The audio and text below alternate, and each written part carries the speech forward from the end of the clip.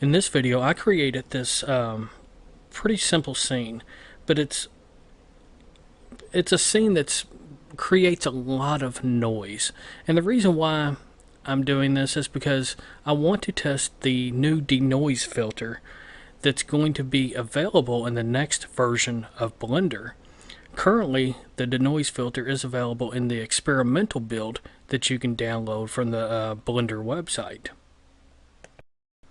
Now I'm going to start off by rendering this at 500 samples, and it's currently set to full HD, and right there you can see I got the Denoise filter turned on, and I will be using the Filmic version of the Filmic color version also. I'm going to go ahead and render this and see what it looks like. And keep in mind, this is with the Denoise filter turned on at 500 samples. And in my opinion, it looks pretty good.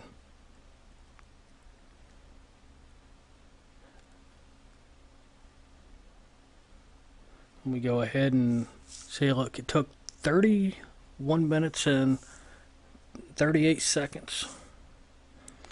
Go ahead and save this file.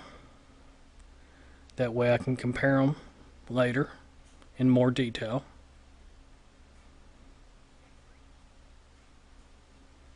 Now this time I'm going to render the same scene, except I'm going to leave the samples at 500, and I'm going to turn the Denoise filter off and then see what it looks like. The only difference is the Denoise filter is turned off. I tell you what, wouldn't it be nice if it actually did render this fast? But anyway, still don't look all that bad, but there is quite a bit of noise in the image. That's suitable for YouTube, barely. But as you can see, it took 29 minutes and 29 seconds to render, so it did take just a couple minutes less time to render without the Denoise filter on. Let me go ahead and save this image so that we can compare it in more detail here in a second. Alrighty. Here I have the two renders in split screen. The top half is the render with the Denoise filter turned on, and the bottom half is the render with the Denoise filter turned off.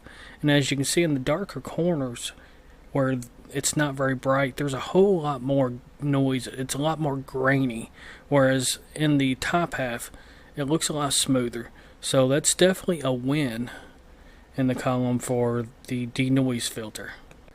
Since the Denoise filter clearly made the image look better at 500 samples when compared to 500 samples without the Denoise filter, I'm going to go ahead and render this at 1000 samples and then make sure the Denoise filter is turned off, and then compare 1000 samples without the Denoise filter to the rest of them, because it's going to take quite a while to render 1000 samples, but I still bet it won't be as good as the rest of them.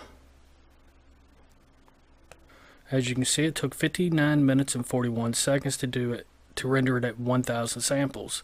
Let me go ahead and save this file so we can compare it,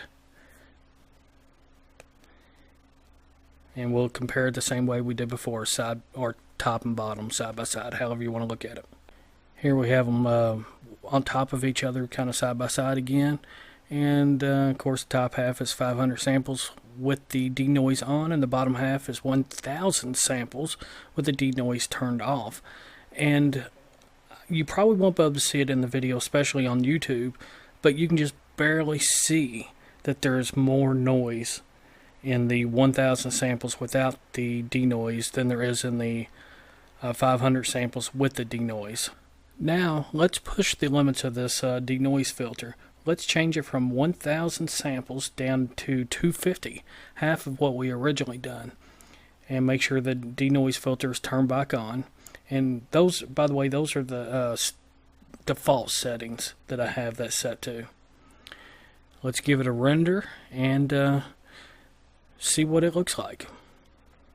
And you would think that it would have a lot of noise, and it actually doesn't. It actually looks pretty good. And 250, in my opinion, would be acceptable for pretty much anything that you're going to upload to YouTube, because YouTube compression is going to ruin it anyway for the most part. As you can see, at 250 samples, it took 16 minutes and 37 seconds. Let me go ahead and save this file so that we can compare it side by side here later on. Now we might as well go ahead and render this at 250 samples, but turn the denoise filter off. That way we can see how much noise the render generates, or however you want to call it. And you can already see there's a whole lot of noise. So whenever we compare these two side by side, we're going to see a huge difference. And as you can see, it took 14 minutes and 40 seconds to render that at 250 passes. I'll go ahead and save this image so that we can compare them side by side in just a few seconds. Now we can look at them side by side, and we can see that with the denoise turned off, there's a whole lot of noise. I mean, it's a crazy amount of noise. It's an unusable amount of noise. You couldn't really use that render for anything. Now at 250 samples, even with the denoise, it's not perfect, but it's not bad. It would work good for a rough render, and even barely acceptable for something on YouTube. Now let's push the limit of this denoise filter a little bit further.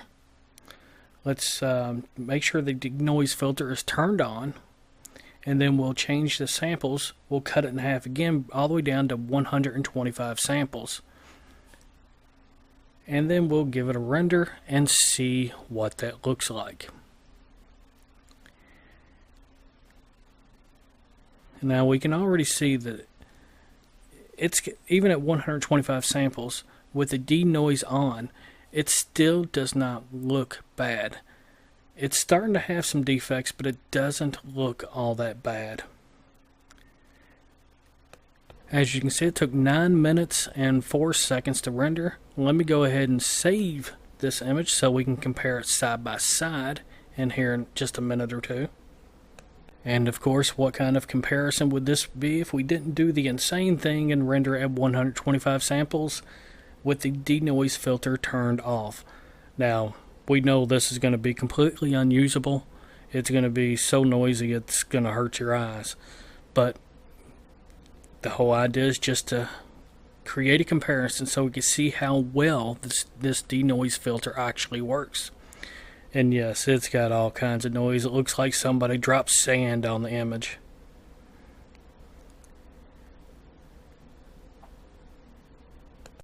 And as you can see, it took 7 minutes and 20 seconds to render at 125 samples. Let me go ahead and save this file so we can compare them side by side here in just a minute. Here we have them side by side again. 125 samples, denoise on at the top, and 125 samples, denoise turned off at the bottom. As you can see, tons and tons of noise, tons and tons of grain. The bottom is completely unusable, and the top is virtually unusable. It's still nowhere near as noisy, but there's defects. But yeah, in my opinion, the denoise filter works pretty good. Here they all are side by side, but if YouTube messes it up too much and you can't really tell the difference, there's a link in the description so you can download them and look at them in detail. Thanks for watching.